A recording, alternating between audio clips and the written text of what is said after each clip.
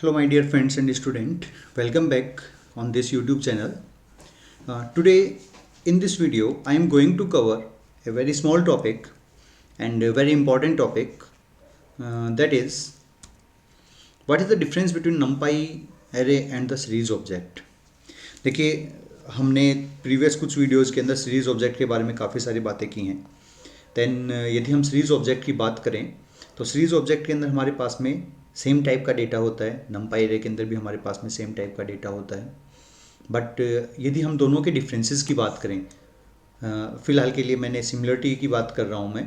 सो similarities तो काफ़ी सारी हैं नमपाई एरे के अंदर और सीरीज ऑब्जेक्ट के अंदर. जैसे कि हम वेक्टर ऑपरेशन परफॉर्म कराते हैं, जो बिहेवियर नमपाई एरे का होता है वेक्टर ऑपरेशन में, सेम चीज़ होती है आपकी सीरीज ऑब्जेक्ट के साथ में. सो दोनों के बीच में काफ़ी सारे डिफरेंसेस भी हैं. अब उन डिफरेंसेस की बात करते हैं. देखिए, यदि हम नमपाई एरे की बात करते हैं तो नमपाई एरे के अंदर और सीरीज ऑब्जेक्ट में एक मेन डिफरेंस है दोनों की इंडेक्सिंग के अंदर. आपके पास में एक नमपाई एरे है, सपोज आपने एक एनपी एरे यूज में लिया हुआ है, ओके, जिसमें वैल्यूज़ हैं 10, 20, 30, 40. तो इनकी जो इंडेक्सिंग होगी वो हमेशा क्या होगी, 0 से ही स्टार्ट होगी और ऑटोमेटिक इंडेक्सिंग होती है. इसमें यूज़र का कहीं कोई इंटरफेरेंस नहीं होता है and even user can't specify the index value in the NumPy array. And but if we see the series object, in the series object यदि आपके पास में कोई सीरीज ऑब्जेक्ट है S1, ठीक है, इसके पास में भी आपने सेम डेटा असाइन करवा रखा है, बट इसकी जो इंडेक्सिंग है ये आप ABCD भी कर सकते हो, ये आप 0 1 2 3 बाई डिफ़ॉल्ट आती है, बट आप ये भी स्पेसिफाई कर सकते हो. आपको कोई कंपलसरी नहीं है कि आप 0 से स्टार्ट करें, आप 1 से भी कर सकते हो. सो ये जो इंडेक्सिंग हम स्पेसिफाई कर रहे हैं सीरीज ऑब्जेक्ट के लिए, ये आपके ऊपर डिपेंड करता है.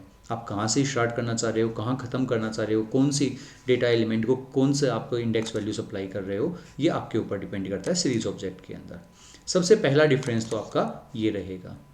Second thing, when we perform any arithmetic calculation with the two series object, जैसे आपने किया S1 प्लस S2, ये इन दोनों के पास में मैचिंग इंडेक्स है या नहीं है, इन दोनों की शेप एक जैसी है या नहीं है. यानी कि सब शेप का मतलब आई थिंक पता है आप लोगों को, जब भी हमने शेप एट्रीब्यूट यूज में लिया था, याद होगा आप लोगों को, जब हमने शेप एट्रीब्यूट यूज में लिया था तो इसका आउटपुट क्या आ रहा था, एक टपल की फॉर्मेट में आ रहा है, जो इन पर्टिकुलर सीरीज़ के अंदर आपके पास में कितने एलिमेंट है वो अपने पास में कंटेंट किए हुए. सपोज दैट S1 के पास में आपके पास में 4 एलिमेंट है तो शेप क्या रिटर्न करेगा, 4 करेगा.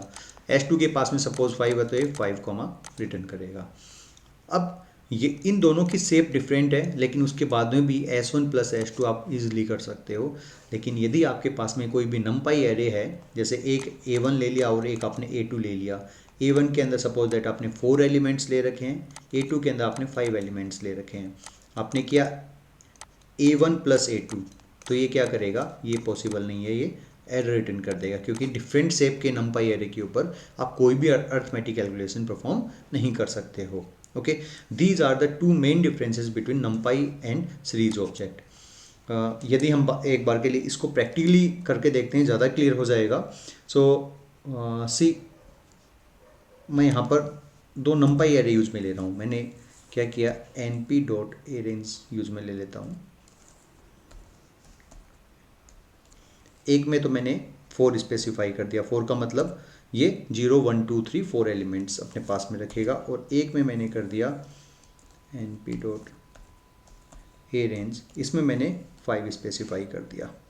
ठीक है, अब यदि मैं प्रिंट करता हूँ ए को और प्रिंट करता हूँ बी को, तो ये नमपाई एरे हैं, ए और बी अपने पास में 0 1 2 3 और 0 1 2 3 4, राइट.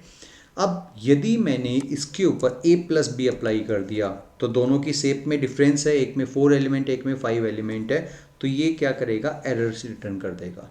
a प्लस बी किया, ये क्या करेगा, एरर शो कर देगा. एरर में देखिए साफ साफ लिखा है, operands could not be broadcast together with the shape 4, 5. देखिए ये साफ साफ ही एरर शो कर रहा है, राइट ना, क्योंकि डिफरेंट शेप के नमपाई एरेज के ऊपर आप अरिथमेटिक कैलकुलेशंस परफॉर्म नहीं कर सकते हो. अब हम आते हैं सीरीज ऑब्जेक्ट के ऊपर. सीरीज ऑब्जेक्ट में देखिए, we have two series object S1 and S2. S1 के पास में जो डेटा है वो 4 डेटा है आपके पास में, 90, 95, 70 एंड 92. ओके, 4 डेटा हैं. देन S2 के पास में हमने डेटा ले रखे हैं 5.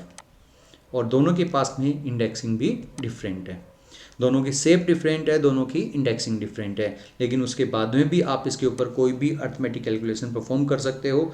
यदि मैचिंग इंडेक्स होंगी तब तो क्या करेगा, ये उनके ऊपर ऑपरेशन परफॉर्म कर देगा। यदि मैचिंग इंडेक्स नहीं मिलेगी तो NaN वैल्यू रिटर्न करेगा। ये हमने प्रीवियस वीडियो के अंदर भी देखा था। ओके, सो यहाँ पर देखिए आपके पास में सारी NaN वैल्यूज़ आ रही हैं। अब यदि मैं यहाँ पर चेंज कर देता हूँ, मैंने सपोज दैट 1,2 कर दिया, दो इंडेक्सिंग मैचिंग है। अब यदि आप इसको रन करोगे तो आपके पास में दो इंडेक्सिंग है तो वैल्यूज़ कैलकुलेट होके आ गई हैं और बाकी में NaN वैल्यू आ गई हैं। ओके, सो यहाँ पर ये मेन डिफरेंस हो गया कि आपके पास में यदि नंपाई एरे के अंदर शेप यदि कॉमन नहीं है तो कोई भी अर्थमेटिक कैलकुलेशन परफॉर्म नहीं कर सकते हैं, जबकि सीरीज ऑब्जेक्ट के अंदर ये चीज़ पॉसिबल है। ओके, एंड सेकंड डिफरेंस क्या हो गया, इंडेक्सिंग की। यदि हम इंडेक्सिंग की बात करें नंपाई एरे के अंदर बाय डिफ़ॉल्ट जो इंडेक्सिंग आती है वो 0 1 2 3 4 आएगी और इसमें यूज़र कुछ भी नहीं कर सकता, यूज़र चेंज नहीं कर सकता है। जबकि सीरीज ऑब्जेक्ट के अंदर जो भी हमने इंडेक्सिंग स्पेसिफाई करना चाह रहे हैं वो हम स्पेसिफाई कर सकते हैं। इंपॉर्टेंट क्वेश्चन है बोर्ड के पॉइंट ऑफ व्यू से। सो आई थिंक क्लियर हो गया होगा क्या इसका रोल है, what is the difference between numpy array and the series object, and what are the similarity also we have covered. Okay, that's all for today. Thank you very much. Thanks a lot.